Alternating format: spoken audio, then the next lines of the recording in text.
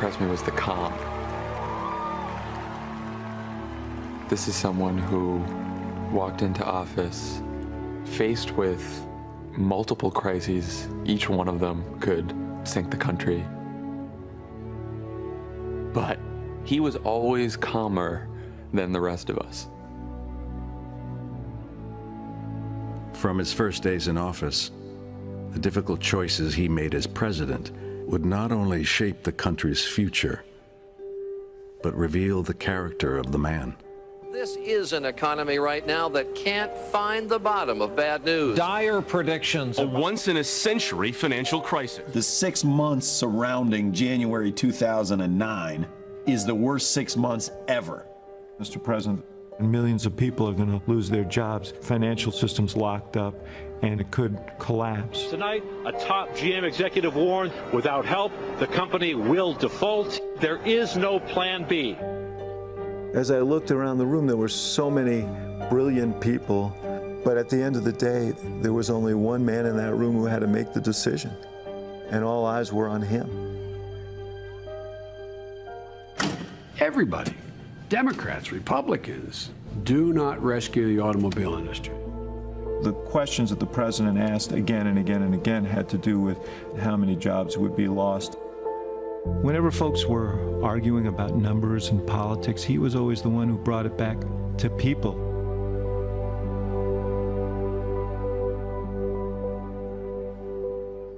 Every night, he's up until 2 o'clock in the morning with his big stack of briefing books.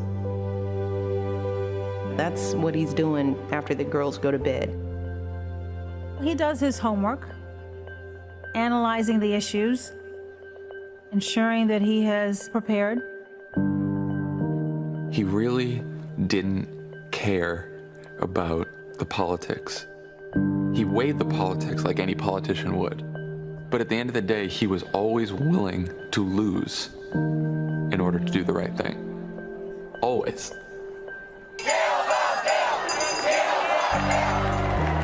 A lot of people argued the politics were too costly. It'll be a cold day in hell before he socializes my country.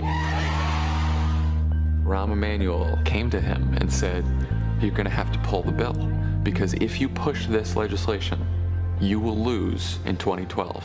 He knew there would be somewhere between 10 and 30 million people who would not get health insurance. Millions of people were being discriminated against by insurance companies. When you hear people more worried about the politics of it than what's right and what's wrong, I want you to think about the millions of people all across this country who are looking for some help.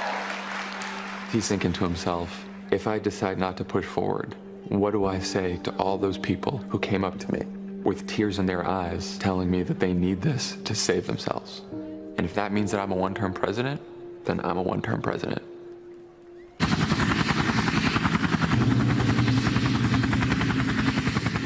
Nothing comes to the desk of the President of the United States unless it's almost impossible. And he has to figure it out. The most critical thing was he there? We never knew that for sure.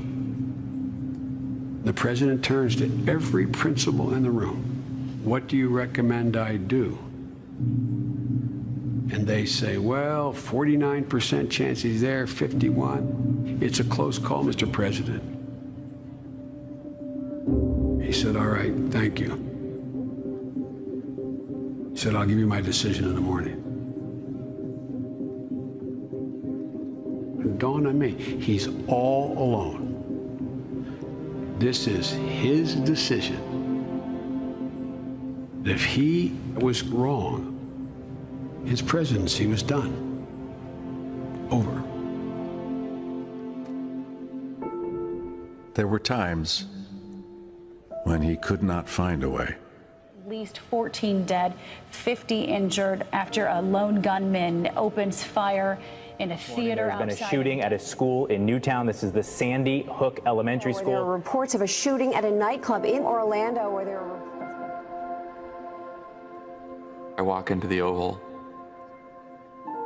His head is down, and he hands me the speech, and he doesn't look up at me. He was too emotional. He wanted to ban assault weapons, he wanted to limit magazine sizes, and he wanted to impose a universal background check. Well, all three of those concepts are going to be on the floor of the United States Senate for a vote, and they're all going to lose. Congress literally does nothing. That's the closest I came to feeling disgusted.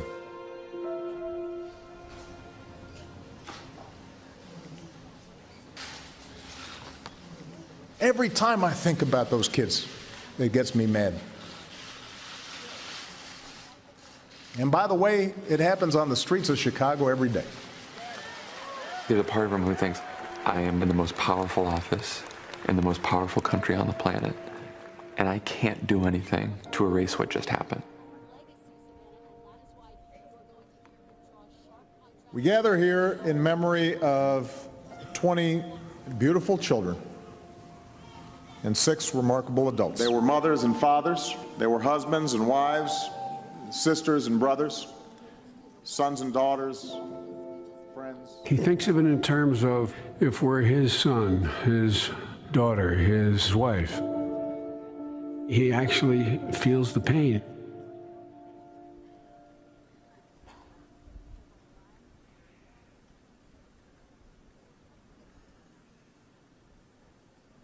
Amazing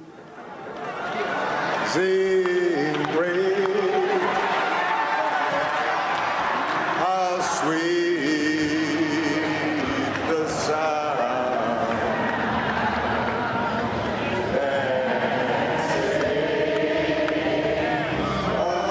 When we were lost, he asked us to believe and try to see ourselves in one another.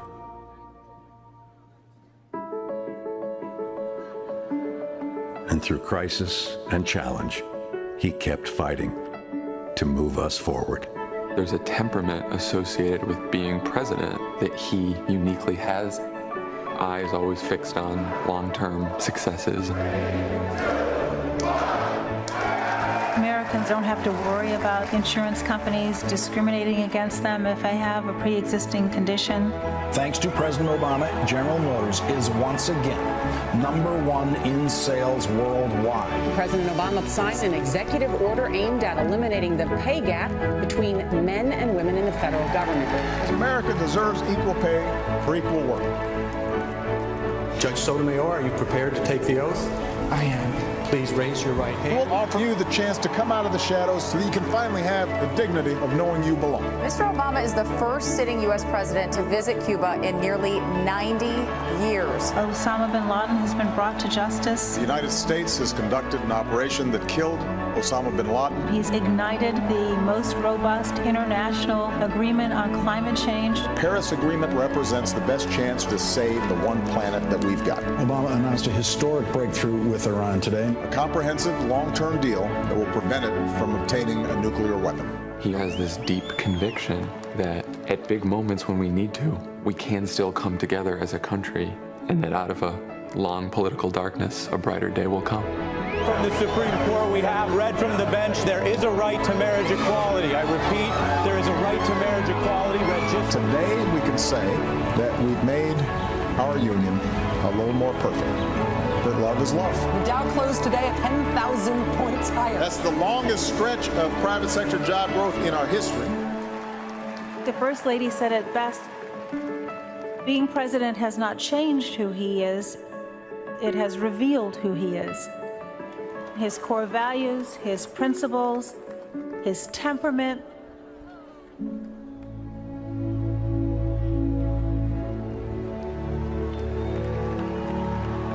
I just stay at it. And I'm just going to keep on staying at it as long as I'm in this office.